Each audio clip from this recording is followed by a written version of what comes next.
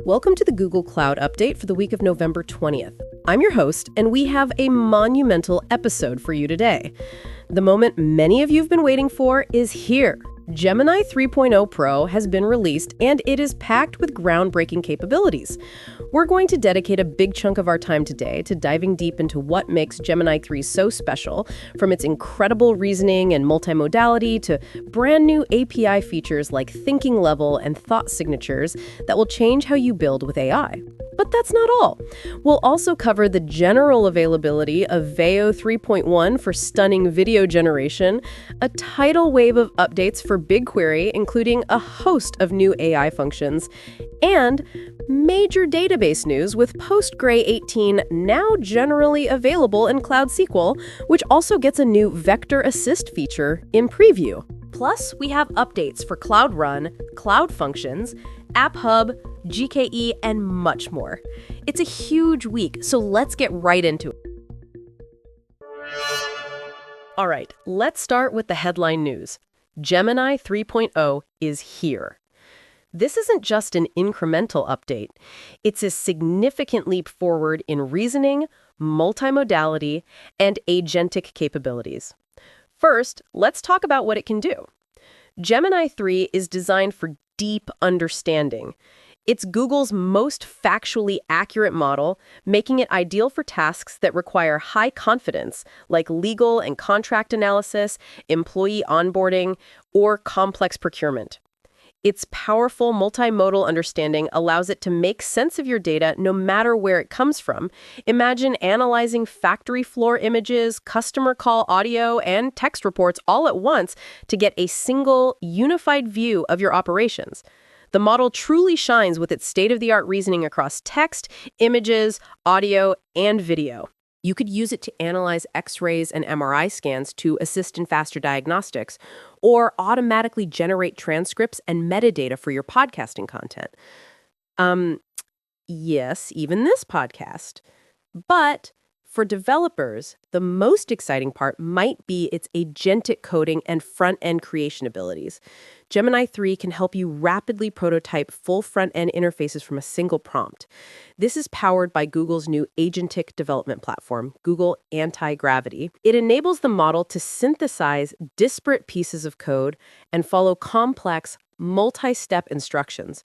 It's no wonder that third-party platforms like Cursor, GitHub, JetBrains, and Replit are already integrating Gemini 3 Pro into their tool. Now, for the developers listening, let's get into the technical details of the new API features, because this is where you get to control the magic.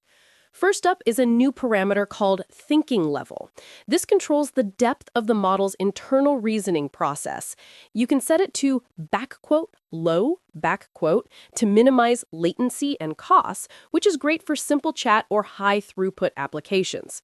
The default is high, which maximizes reasoning depth for more complex tasks, though it may take longer to return the first token. Just a heads up, you can't use both thinking level and the legacy thinking budget parameter in the same request. Next, we have media resolution. This gives you granular control over how the model processes images and video. You can set media _resolution _low, medium, or high, Higher resolutions let the model read fine text or identify small details, but they do increase token usage and latency. For example, high is recommended for most image analysis, while medium is often optimal for PDFs. For video, the model is a bit more aggressive with compression to save on tokens, so low and medium are treated the same and are great for general action recognition. One very important note on the temperature parameter. For Gemini 3, Google strongly recommends keeping the temperature at its default value of 1.0. While you might be used to tuning this for creativity on older models, changing it on Gemini 3 can lead to unexpected behavior, especially in complex reasoning tasks. And now for something completely new, thought signatures. This is a critical concept for building stateful, multi-turn applications. A thought signature is an encrypted representation of the model's internal thought process. To maintain reasoning context across API calls, you must return these signatures back to the model, exactly as you received them. The good news is, if you're using the official Python, Node, or Java SDKs with standard chat history, this is all handled for you automatically. A real lifesaver. However, if you're building your own implementation, you need to be aware of this. It's strictly enforced for function calling and image generation. If you miss a signature, you'll get a 400 error. For text and chat, it's not strictly enforced, but omitting the signature will degrade the model's performance. Now, what if you're migrating a conversation from another model, like Gemini 2.5, and you don't have a valid signature? Whispering, here's a little insider tip. You can bypass the strict validation by using a specific dummy string. Just populate the thought signature field with context underscore engineering underscore is underscore the underscore way underscore to underscore go. Finally, Gemini 3 Pro Image is here for image generation and editing. It can generate images with native 4K resolution and sharp text. It can also use Google search for grounded generation to verify facts before creating an image. And thanks to thought signatures, it supports conversational editing. You can generate an image and then just ask for changes, like make the background a sunset, and the model will understand the context of the original image. Whew, that was a lot on Gemini 3, but the AI news doesn't stop there. Over in Vertex AI, Veo 3.1 is now generally available. This includes the Veo 3.1 and Veo 3.1 fast models for high-quality video generation. You can now create videos from text prompts, from a single image, or even by providing the first and last frames and letting the model fill in the rest.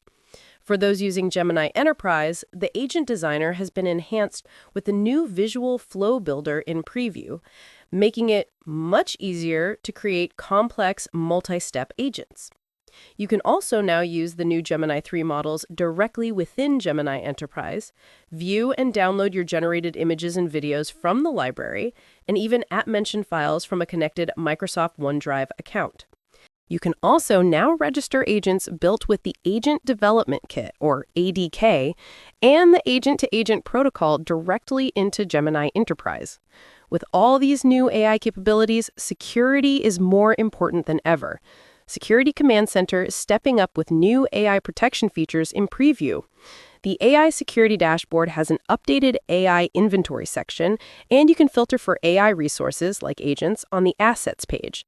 Additionally, Agent Engine threat detection is now in preview for enterprise and premium tier customers, helping you detect and investigate potential attacks on your AI agents deployed to the Vertex AI Agent Engine. And just a quick note for Vertex AI Workbench users, a recent release patched an issue where user-triggered OS shutdowns weren't being reported to the Notebooks API. Now let's shift gears from generating data to analyzing it, because BigQuery has been showered with updates this week. First and foremost, you can now use Gemini 3.0 when calling generative AI functions in BigQuery. You just need to use the full global endpoint for the preview model. And speaking of Gemini in BigQuery, a fantastic new feature is now in preview. You can use Gemini to fix and explain errors in your SQL queries. This is going to be a massive time saver for anyone writing complex SQL. The BigQuery ML team has also been incredibly busy. The !AI.generate function is now generally available. It lets you generate free text for summarization, classification, and more on any unstructured data, including images and video. Also, !AI.embed and !AI.similarity are now in preview for creating embeddings and computing semantic similarity. There are even new helper functions to generate scalar values like booleans, doubles, or integers. For those of you who were using the older ml.generate underscore text, and ml.generate underscore embedding, functions. The new preferred versions are AI.generate underscore text, and AI.generate underscore embedding, which offer the same functionality with simpler output names. For those building agents, there's a new BigQuery Agent Analytics plugin for the Agent Development Kit. This lets you export agent interaction data directly into BigQuery for performance analysis, using the high-throughput storage write API. On the SQL front, a new function called JSON underscore flatten, is available in preview to help you extract values from nested JSON arrays. And for better organization and performance tuning, BigQuery now has a few new preview features. You can use folders to organize code assets like notebooks and saved queries. There's also a new query text heat map in the execution graph to help you identify which parts of your query are consuming the most slot time. Finally, Dataform is now generally available for automating the creation of big lake tables for Apache Iceberg in BigQuery. And to round out our data segment, DataStream now supports partitioning and clustering for BigQuery destinations. And for Looker users, the content certification feature lets you mark dashboards and looks as reliable and trustworthy, helping your teams make decisions with confidence. Let's move up the stack to our serverless and compute platforms. The big news across the board is that the Node.js 24 runtime is now in general availability for Cloud Functions, Cloud Run, and both the standard and flexible environments of App Engine. Cloud Run has a couple of other exciting updates in preview. First, you can now deploy source artifacts directly to Cloud Run, completely bypassing the Cloud Build step, which should streamline development workflows. Second, source deployments for Python applications now support the poyproject.toml file for managing dependencies, and it can use pip, UV, or Poetry to install them. Now, for our database and storage aficionados, this week brought a host of fantastic updates. Starting with Cloud SQL, you can now spin up a free trial instance for both MySQL and Postgres. This is perfect for both new and existing customers who want to test out advanced features for up to 30 days without commitment. The biggest news is for Postgres users. Postgres version 18 is now generally available in Cloud SQL. This also means Database Migration Service now supports migrating to version 18. This major release comes with a number of new supported extensions, including PG Hint Plan, PG Routing, and Anonymizer. And another huge feature for Postgres, now in preview, is Vector Assist. This is an extension that dramatically simplifies managing vector workloads. It helps you set up production-ready vector search with capabilities like embedding generation, query optimization, and index creation. This is a game changer for building Gen AI applications on Cloud SQL Postgres. For both Cloud SQL for MySQL and Postgres, read pool autoscaling is now generally available, allowing your read replicas to scale automatically based on CPU usage or client connections. And for MySQL users, there's a minor version upgrade to 8.4.7. Moving over to AlloyDB, it now supports horizontal autoscaling for read pool instances in preview, giving you another way to manage read-heavy workloads. Self-service maintenance is also now available if you need to apply the latest updates ahead of schedule. For Spanner, Query Optimizer version 8 is now the default version, which should bring performance improvements without any effort on your part. And finally, a great quality of life update for cloud storage.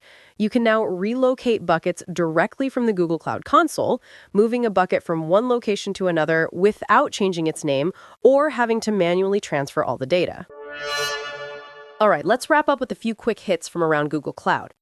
In GKE, for those of you using A4X nodes for AI workloads, coherent driver-based memory management is now enabled by default in recent versions, which helps resolve GPU memory over reporting issues. For serverless developers, App Hub has a slew of new features. It now supports new metadata properties for better context and governance, has expanded its support for more Google Cloud resources, and its Management Projects feature for organizing applications in folders is now generally available. In Cloud Composer, you can now try out Airflow 3, which is available in preview in Cloud Composer 3. For security and networking, Cloud Firewall now has general availability support for ROCE, or RDMA, over Converged Ethernet, VPC networks.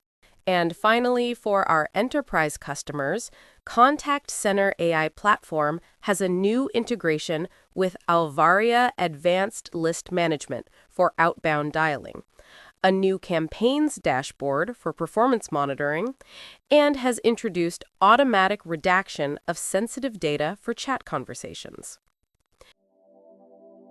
And that's a wrap for this jam-packed week on the Google Cloud Update. From the monumental release of Gemini 3.0 Pro and its powerful new AIP features, to the GA of Veo 3.1, the wave of new AI capabilities in BigQuery, and the arrival of Postgres 18 with Vector Assist and Cloud SQL, there's so much to explore.